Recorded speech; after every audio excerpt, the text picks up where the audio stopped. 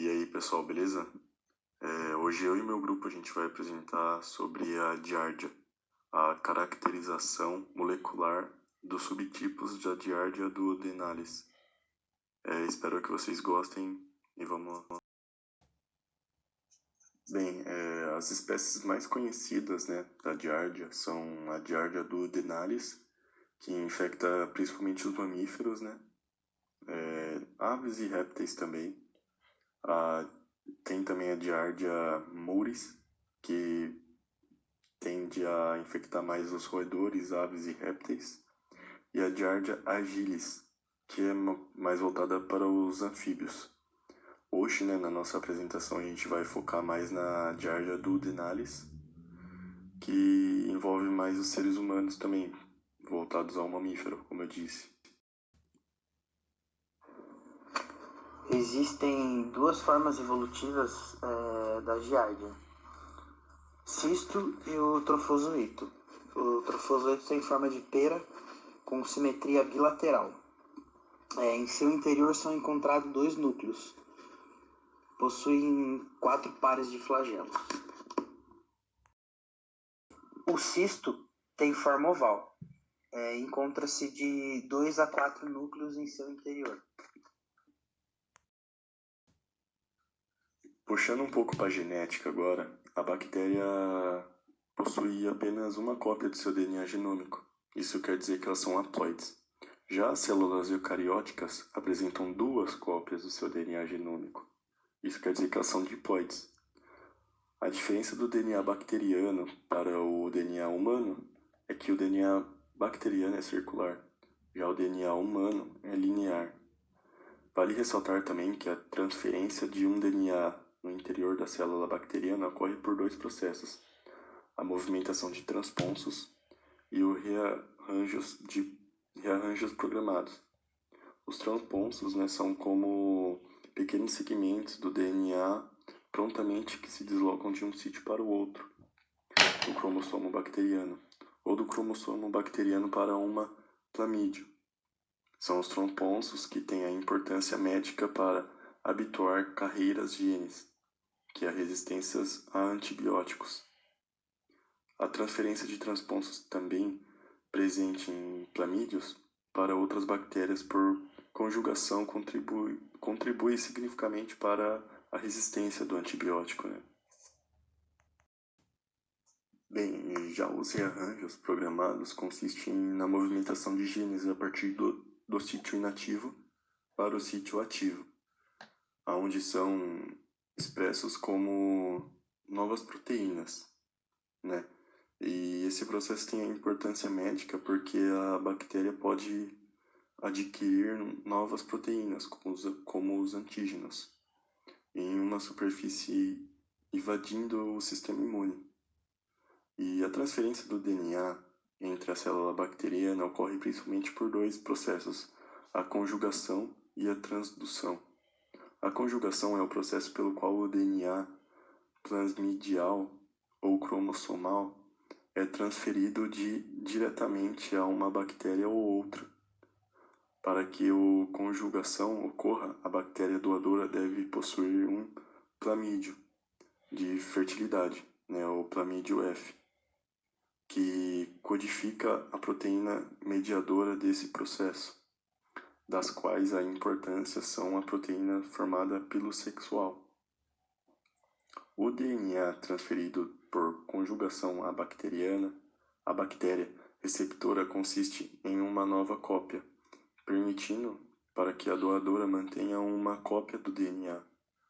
Os plamídios, que carregam os genes da resistência a antibióticos, são habitualmente transferidos por conjugação. Ainda na genética, a transdução é o processo pelo qual o DNA plasmidial ou cromossomal é transferido de uma bactéria por meio intermédio de um vírus. O DNA transferido integra-se ao DNA cromossomal da célula receptora e novas proteínas, como exotoxinas, são sintetizadas, o processo denominado conversão lisogênica. Também tem a transformação. que é o processo pelo qual o próprio DNA, seja o DNA liberado por células no processo de morte, quer dizer, de tanto quanto DNA purificado em laboratório, penetra em uma bactéria receptora. Do ponto de vista do médico, este é o processo parece ser o menos importante, que é a conjunção e a transdução. Com essa imagem aqui, pessoal, a gente pode começar o ciclo da transmissão da giardíase, né? Ali essa transmissão começa com a contaminação dos alimentos ou da água do cisto, que é onde o cisto está, que logo em seguida é ingerido pela boca por algum mamífero ou anfíbio ou aves, tanto faz. Aqui a gente está focando mais no ser humano, que logo ingere esse cisto, que pode chegar, que vai da boca até o seu intestino, mais ou menos lá no duodeno, e ali ocorre a liberação de trofozoítos, né? E como o Thales disse, cada cisto consegue liberar até 2 trofozoítos. E esses trofozoítos vão fixar na parede do intestino, causando inflamações na mucosa duodenal, que vai ocorrer a má absorção de proteínas e gordura. Muitas vezes é por isso que ocorre a diarreia, né? E muitas vezes a diarreia ela não é sanguínea. Epidemiologia. Encontrado no mundo todo, nos Estados Unidos 5% das amostras de fezes contém cistos de Giardia. Metade dos indivíduos são assintomáticos e dispõem de sintomas. Pode ocorrer surtos associados à fonte de água contaminada. A cloração não mata os cistos e filtração de água consegue removê-los. Reservatórios. Mamíferos, né?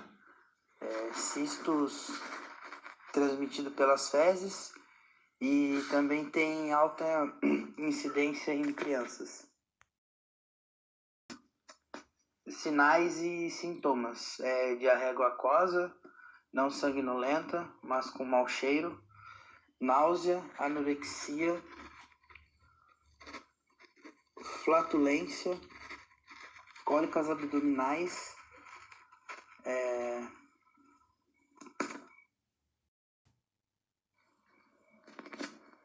diagnóstico laboratorial. Diagnóstico apenas em laboratório, descoberta de trofozoítas ou cistos, ou ambos em fezes diarreicas. Então, pessoal, ainda no diagnóstico laboratorial, a descoberta do trofozoito ou cisto, né, muitas vezes ambos estão ligados também, em fezes diarreicas, ou seja, fezes evacuadas, os assintomáticos, apenas os cistos podem ser visualizados. Então, nessa imagem, a gente pode considerar que é uma fezes diarreica, porque está o trofozoito e o cisto, ou ambos, né? Nessa imagem aí está o trofozoito. Muitos diagnósticos também podem ser levados em consideração ao ELISA, que é um ensaio de imunoadsorvente ligado à enzima, né? Que esse ensaio, né? Esse diagnóstico detecta o antígeno de Giardia nas fezes. Caso nenhum desses 2 testes dê certo, existe ainda o teste do barbante. O teste do barbante consiste em engolir um pedaço de barbante até chegar ao duodeno, né, e logo fazendo a retira e vendo a análise desse barbante. Trofozoítos aderem ao barbante e pode ser visualizado após a retira, por isso ele é realizado. Essas são as referências que a gente tirou, né, para realizar esse trabalho. É muito legal porque a gente encontrou livros, né, referente à genética do parasita, um vídeo muito didático no YouTube também, e tem livros livros também de imunologia, microbiologia, né, medicinal. É bem legal aí, quem for adentrar um pouco mais sobre a Giardia, vale a pena seguir essas referências aqui.